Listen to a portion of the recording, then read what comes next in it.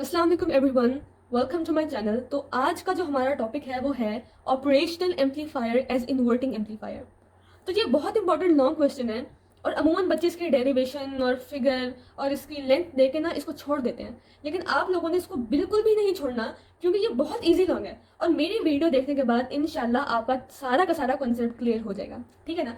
So first of all we will start from its figure. हम इसकी पहले figure देखेंगे, लेकिन उससे पहले मैं आपको एक बात बता दूं कि आप लोगों को शायद आइडिया ना हो कि ऑपरेशनल एम्पलीफायर क्या होता है। इन्वर्टिंग तो चलो बात की बात है ना, ऑपरेशनल एम्पलीफायर क्या होता है अगर आपको नहीं पता तो आप मेरा पिछला लेक्चर देख लीजिए, मैंने बहुत डिटेल में उसको समझाया है, लेकिन फिर भी मैं आप लोगों के लिए ही इसको दोबारा बता देती हूँ कि ऑपरेशनल एम्पलीफायर बेसिकली एक सर्किट होता है जिसके अंदर एक सिलिकॉन चिप होती है और उसके अंदर काफ़ी सारे ट्रांजिस्टर्स और रेजिस्टर्स होते हैं। ठीक है ना। हमारे पास एक ऑपरेशनल एम्पलीफायर का कुछ इस तरह की एक हम लोग फिगर ड्रॉ करते हैं, इसकी रिप्रेजेंटेशन कुछ इस तरह की होती है। अब इसमें तीन टर्मिनल्स होते हैं, एक होता है आउटपुट और दो होते हैं इनपुट। ठीक है। अब उनको हम डिवाइड करते हैं दो टर्मिनल्स में, इनपुट को मजीद डिवाइड करते हैं किन में, दो टर्मिनल्स में। एक है इन्वर्टिंग इनपुट और दूसरा है नॉन इन्वर्टिंग इनपुट। अच्छा जी, अब होता क्या है, ऊपर वाले को हम लोग इन्वर्टिंग क्यों कहते हैं, नीचे वाले को हम लोग नॉन इन्वर्टिंग क्यों कहते हैं, तो इस सब के बारे में भी मैंने सारा एक्सप्लेन कर दिया पहले, लेकिन मैं आप लोगों की खातिर दोबारा बता देती हूँ कि भाई अभी हम लोग इन्वर्टिंग और नॉन इन्वर्टिंग की बात नहीं करते, अभी मैं बात करती हूँ ऊपर वाला नीचे वाला। पहले केस में हमने क्या किया कि हमने नीचे वाले को क्या कर दिया, ग्राउंड। समझे, नीचे वाला कुछ नहीं है, कुछ है ही नहीं, और हमने ऊपर वाले टर्मिनल से एक सिग्नल दिया। जो सिग्नल हमारे पास आउटपुट से निकला तो वो एम्पलीफाइड तो था ही था, मगर वो इन्वर्टेड भी था। अब क्या मतलब, जो क्रेस्ट था वो ट्रफ में चेंज हो गया और जो ट्रफ था वो क्रेस्ट में चेंज हो गया। ठीक है। अब दूसरी केस में हमने क्या किया, हमने ऊपर वाले को ग्राउंड कर दिया, ऊपर वाले को क्या कर दिया, ग्राउंड कर दिया। अब नीचे वाले में से जब हमने सिग्नल अपना दिया तो कुछ ये हुआ कि एम्पलीफाइड तो हुआ लेकिन वो इन्वर्टेड नहीं हुआ, यानी कि जो फर्स्ट साइकिल थी, हाफ साइकिल थी, वो उसी में ही रही, वो क्रेस्ट ही रही, और सेकंड हाफ साइकिल जो कि ट्रफ में थी वो ट्रफ में ही रही, कोई चेंजेस नहीं आई। अब हमने क्या किया, बुक वालों ने क्या किया, उन्होंने कहा कि भाई इसीलिए हम लोग ऊपर वाले को नाम दे देते हैं इन्वर्टिंग का और नीचे वाले को नाम दे देते हैं नॉन इन्वर्टिंग का। उन्होंने मजीद हमारे लिए एक काम छोड़ दिया, उन्होंने कहा कि आप लोग इन्वर्टिंग वाले को लॉन्ग डिटेल में पढ़ो और नॉन इन्वर्टिंग को अलग लॉन्ग में पढ़ो। तो अब देख लें, इतनी सी बात थी, टेंशन नहीं लेनी, इंशाल्लाह सारा समझ में आ जाएगा। पहले पहले हम लोग देख लेते हैं इसकी फिगर काफ़ी ज़्यादा डिफिकल्ट लग रही होगी लेकिन एंडिंग में सारी समझ में आ जाएगी। ठीक है। इसको समझाने के लिए पहले मैं आपको रफ सा स्केच बना के दे देती हूँ। कंसीडर करें बल्कि है से ये बात है कि हम लोग पहले बना लेते हैं एक ऑपरेशनल एम्पलीफायर। ये हमारे पास ऑपरेशनल एम्पलीफायर का पहला स्टेप हो गया। अब हम बनाएंगे इसमें तीन टर्मिनल्स, दो हो गए इनपुट और एक हो गया आउटपुट। अब इनपुट टर्मिनल्स को हमने दो में डिवाइड किया था, एक था इन्वर्टिंग जो कि ऊपर वाला हो गया और दूसरा था नॉन इन्वर्टिंग। हमारा लॉन्ग क्या है, हमारा कंसर्न है इस साथ, हमें इसको अब नहीं, अब हम इसके साथ क्या करें यार, नॉन इन्वर्टिंग था तो हमारा इस लॉन्ग में कोई कंसर्न ही नहीं है, तो हम लोग क्या करेंगे, हम लोग कुछ ये करेंगे कि हम लोग नॉन इन्वर्टिंग को कर देंगे ग्राउंड। इससे हम कहते हैं ये ग्राउंड की रिप्रेजेंटेशन। अब ग्राउंड का मतलब ये होता है कि यार इसको हमने खत्म कर लिया, बंद कर दिया, इसका कोई चीज कनेक्टेड नहीं है, इसमें हम कोई इनपुट नहीं दे रहे। ऑलराइट। अब दूसरी कौन सी थी, इन्वर्टिंग। अब इन्वर्टिंग के साथ हम क्या करेंगे, हम कुछ ये करेंगे कि पहले तो हम इस साथ कनेक्ट कर लेते हैं रजिस्टर और फिर हम कनेक्ट कर लेते हैं इनपुट वोल्टेज। मेरी फिगर काफ़ी रफ होगी, तो इस बात पर टेंशन नहीं लेनी क्योंकि ये समझाने के लिए रफ है, नीट मैंने आप लोगों के लिए बना लिया, आखिर में मैंने आपको वही ही दिखानी है। ठीक है। इसको हम कहेंगे इनपुट वोल्टेज वी इन और इसको हम कहेंगे R1। ठीक है। आप लोगों को आई होप यहाँ तक बात समझ में आ गई होगी, ये काफ़ी सारी बात थी, यकीन माने काफ़ी सारी बात थी। एक और बात, जो हमारे पास ऊपर वाला होता है, ये हम नजर आ रहा होगा, इसे हम करते हैं नेगेटिव, कंसीडर करते हैं। यहाँ आ गया नेगेटिव और ये आ गया पॉजिटिव। इन दोनों के दरमियान एक रेजिस्टेंस होती है, उसे हम कहते हैं इनपुट रेजिस्टेंस। ठीक है। जो इनपुट रेजिस्टेंस की वैल्यू होती है वो बहुत हाई होती है, इसीलिए इधर कोई करंट फ्लो नहीं करता। इसके अंदर की बात करूँ, अंदर कोई करंट फ्लो नहीं करता, और ये बात भी मैंने आपको अपनी पिछली वीडियो में बहुत डिटेल के साथ बता दी थी। ठीक है। तो आप लोग जाकर मेरा पिछला लेक्चर देखते हैं तो आप लोगों के लिए बहुत आसानी हो जाएगी। ठीक है।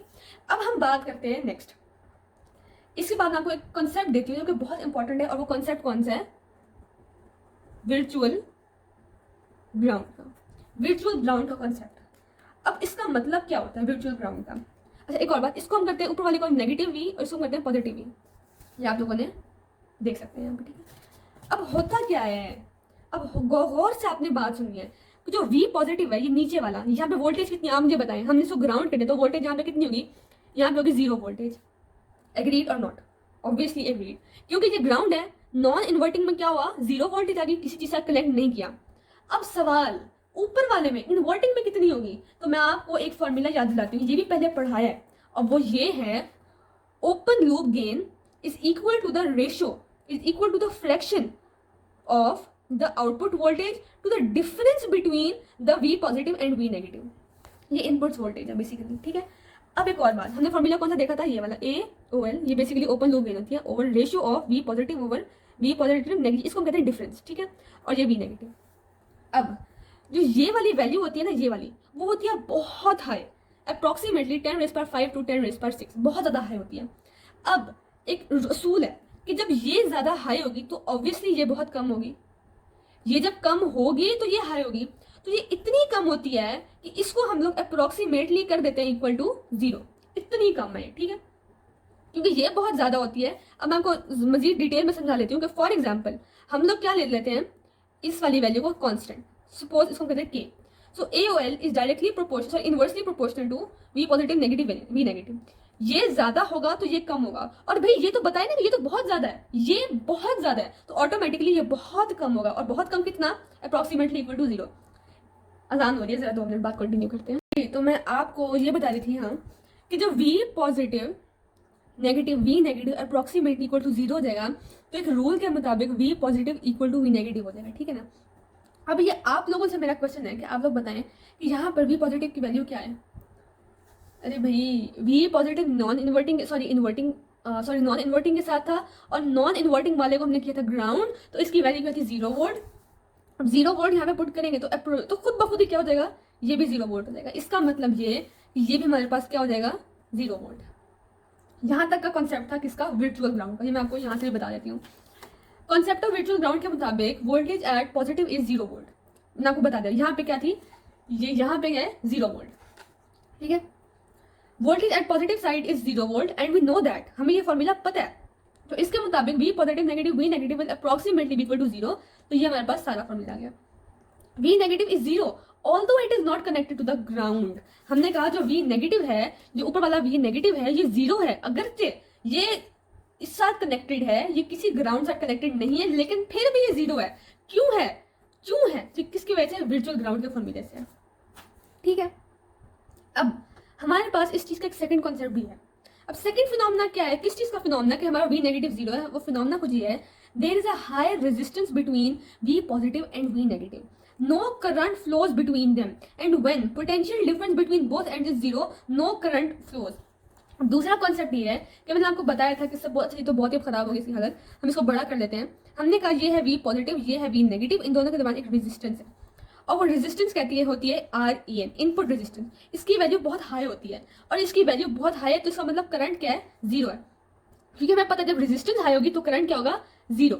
अब करंट 0 है, इसका मतलब जो फ्लो ऑफ करंट है वो 0 है, और जब हमारे पास फ्लो ऑफ करंट 0 होता है तो इसका मतलब है कि वोल्टेज चेंज भी क्या है? 0 है। अब वोल्टेज चेंज क्या मतलब? यहाँ पे 0 है तो ऑब्वियसली इधर भी 0 होगा।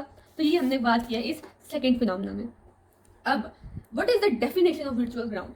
Virtual ground in operational amplifier is a phenomena in which one of the input terminal will have zero terminal voltage। क्या मतलब भाई? one of the input terminal voltage, ये दो हैं तो दो में से एक की वैल्यू क्या होगी? 0 होगी। will be have the zero terminal voltage although the terminal voltage is not to the connected to the ground। sorry ये ऊपर वाला था। दोनों में से one of the two, ये इसकी बात करें, one of the two will have the zero voltage although it is not connected to the ground। ये इस साथ कनेक्टेड है लेकिन फिर भी इसकी 0 वोल्टेज है। क्यों? किस फिनोमेना की वजह से? वर्चुअल ग्राउंड के फॉर्मूले फिनोमेना की वजह से क्या है? ऐसा हो रहा है। इसके बाद हम अगली बात हमारे पास आती है किसकी? नेगेटिव फीडबैक की। अब नेगेटिव फीडबैक की रेजिस्टेंस समझाने से पहले मैं आपको एक और बात बता देती हूँ। भाई ये वाली फिगर तो बहुत ही गंदी हो गई, हम आपको दोबारा फिगर बना के समझा देते हैं। ये हमारे पास, पॉज मार लेते हैं, चलें जी। तो ये हमारे पास वाली फिगर आ गई। अब वर्चुअल ग्राउंड का भी कॉन्सेप्ट समझ में आ गया होगा, आई होप सो। अब हम अगला स्टेप क्या करेंगे? कंस्ट्रक्शन को जब हम कंटिन्यू करें दोबारा से, अब हम अगला स्टेप ये करेंगे कि हम लोग एक फीडबैक रेजिस्टेंस लगाएंगे। ये output voltage, sorry, feedback resistance लगाएंगे। अब फीडबैक रेजिस्टेंस कहाँ लगाएंगे बता देती हूँ। इसे हम कहते हैं फीडबैक रेजिस्टेंस, ठीक है। और मजे की बात ये है, अगर ये फीडबैक रेजिस्टेंस कनेक्टेड हो आउटपुट टर्मिनल के साथ और इन्वर्टिंग इनपुट टर्मिनल के साथ, तो वो होता है negative feedback resistance, negative feedback. और अगर फर्ज कर लें कि हम लोग इसी फीडबैक रेजिस्टेंस को कनेक्ट कर देते हैं इन दोनों के दरमियान, सपोज कर लें सपोज ये ऐसा कुछ है नहीं, सपोज कर लें इन दोनों के साथ कनेक्टेड है तो ये होगी पॉजिटिव फीडबैक, ठीक है ना। ये हमारे पास होगी फीडबैक रेजिस्टेंस। अगर ये कनेक्टेड है इन्वर्टिंग टर्मिनल के साथ और आउटपुट टर्मिनल के साथ तो हम इसे कहेंगे नेगेटिव फीडबैक।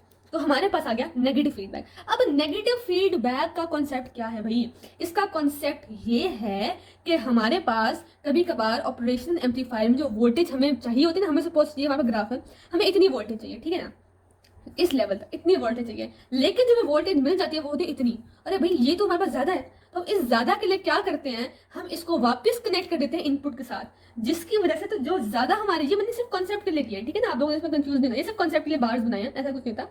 वो तो सिर्फ कॉन्सेप्ट बता रही हूँ कि हमें सपोज इतनी वोल्टेज चाहिए तो हमें कभी कभार इतनी आउटपुट मिल जाती है, तो जो ज्यादा है तो ज्यादा के लिए हम क्या करेंगे, इसको नेगेटिव फीडबैक लगाएंगे, जिसकी वजह से जो एक्सीडिंग वोल्टेज होगी वो हमारे पास क्या हो जाएगी, वापस इनपुट टर्मिनल के पास चली जाएगी। तो ये हमारे पास कॉन्सेप्ट था नेगेटिव फीडबैक का। अब मैं आप लोगों को इसकी यहाँ पे डेफिनेशन भी बता देती हूँ। We will take a close loop configuration. अच्छा एक और बात ये मैंने देखी यहाँ पे रिमाइंड होगी मुझे, हमारे पास ये वाला सिस्टम होता है, जब हम ये वाला सिस्टम अप्लाई कर लेंगे तो उसे हम कहेंगे क्लोज्ड लूप कॉन्फ़िगरेशन। तो ये हमारे पास क्या आ गई, क्लोज लूप कॉन्फ़िगरेशन। अब नेगेटिव फीडबैक का क्या मतलब है, if the feedback resistance is attached to the inverting input it is called a negative feedback. इसी फिगर से ही समझा देती हूँ आपको कि अगर जो फीडबैक रेजिस्टेंस होगी वो किस साथ कनेक्टेड होगी, इन्वर्टिंग टर्मिनल के साथ, तो वो क्या होगी, नेगेटिव फीडबैक। लेकिन अगर यही फीडबैक रेजिस्टेंस कनेक्टेड होगी यहाँ से लेके यहाँ तक नॉन इन्वर्टिंग के साथ, तो उसे हम कहेंगे पॉजिटिव फीडबैक। तो ये हमारे पास कॉन्सेप्ट था। अब हम देख लेते हैं इसकी use. The output voltage is very high, to make it stable we will connect it back. तो इसको मैंने यूज पहले बता दिया था कि अमूमन क्या होती है, जो आउटपुट वोल्टेज होती है वो इतनी हाई होती है, जरूरत से इतनी ज्यादा होती है कि भाई हम लोग क्या कर लेते हैं, नेगेटिव फीडबैक कनेक्ट कर लेते हैं। तो ज्यादा हमारे पास वोल्टेज निकल रही है ना, उसे हम वापस इनपुट में दे दें। अब नेगेटिव फीडबैक की डेफिनेशन भी दी हुई है। The negative feedback is a process where by a portion of the output voltage is return to the input. अब क्या हुआ, वही बात है भाई जो मैंने बताई है, बार बार कर रहे हैं वही बात, लेकिन आपने याद रखनी है बात कि नेगेटिव फीडबैक एक प्रोसेस होता है जिसके अंदर जितनी आउटपुट निकली ना, ज्यादा आउटपुट वोल्टेज निकली है, उसका एक हिस्सा, अब कौन सा हिस्सा, जो ज्यादा हिस्सा था ना, जितना हमें चाहिए उससे ज्यादा मिल रहा है, तो जो ज्यादा हिस्सा होगा हम उसे क्या कर देंगे, रिटर्न टू द इनपुट। ये हमारे पास क्या आ गई, बात आ गई। अब सबसे इजी चीज इसकी मैथमेटिकल है। खैर अब मैथमेटिकल जो है वो इसकी सबसे इजी है। मैथमेटिकल में आपने पहला काम जो करना है वो ये है कि हम करेंगे current into 1 is equal to current into 2। अब क्वेश्चन आपके ध्यान में आएगा करंट कौन सा है, तो करंट बेसिकली ये है, R1 के साथ करंट 1 होगा और जो फीडबैक रेजिस्टेंस के अक्रॉस जो करंट फ्लो करेगा उसे हम कहेंगे I2, ठीक है। तो हमने इसकी डेरिवेशन का पहला स्टेप ये लेना है कि जो current of 1 is equal to current 2, ठीक है। अब आप लोगों को एक फॉर्मूला पता होगा, बेशक पता होगा, V is equal to I R. अब हम इसको कंसीडर कर लेते हैं V over R is equal to I, ये हमने लिख लिया। वोल्टेज सेम रहेगी इसलिए I1 is equal to V over R1 and V over R2 is equal to I2, ठीक है ना। अब हम इसकी वैल्यूज पुट कर लेते हैं। अब V over R1 is equal to V over R2, ये मैंने यहाँ पे आप लोगों के लिए लिख लिया, ठीक है ना। V over R1 is equal to V over R2। अब भाई समझने की बात है कि हम लोग वोल्टेज की वैल्यू पुट करेंगे। क्या करेंगे, हम लोग वोल्टेज की वैल्यू पुट करेंगे। अब करंट नंबर 1 के अक्रॉस, मैं समझा देती हूँ कि हमने क्यों लिखी है। करंट नंबर 1 के अक्रॉस जो वोल्टेज थी वो कौन सी है, V। आप यहाँ से लेकर यहाँ तक कौन सी वोल्टेज नजर आ रही है, ये सारी यहाँ से लेकर यहाँ तक कौन सी, तो ये जो वोल्टेज आपको नजर आ रही है पहली तो वो है V, voltage of input, V input, ठीक है ना। अब यहाँ पे रूल है कि लाजमी हम लोग नेगेटिव का ही साइन लगाएंगे। इस पर कंफ्यूज नहीं होना कि यहाँ नेगेटिव क्यों आया, कुछ बच्चों को ऐसे भी सवाल होते हैं यहाँ नेगेटिव क्यों आया, अरे भाई नेगेटिव नहीं है ना, आप लोगों ने समझ लेना। V input negative V negative, चले आपको ऐसे V input negative V negative, इन दोनों के दरमियान हम लोग I1 के क्रॉस ये वाली वोल्टेज है, इसलिए हम V input negative V negative कर लिया। अब दूसरी वोल्टेज के दरमियान, दूसरे करंट के दरमियान जो वोल्टेज है वो कौन सी है, वो यहाँ से लेकर यहाँ तक है। अब यहाँ पर कौन सी है, V negative negative V output, इसको भी लिख लिया। मुझे बड़ा सोच रहा मैंने डर्टी कर लिया इसको, क्योंकि ये मैं आप लोगों के लिए बिल्कुल ही नीट एंड क्लीन रखी थी। मैं आपको बता देती हूँ दोबारा से।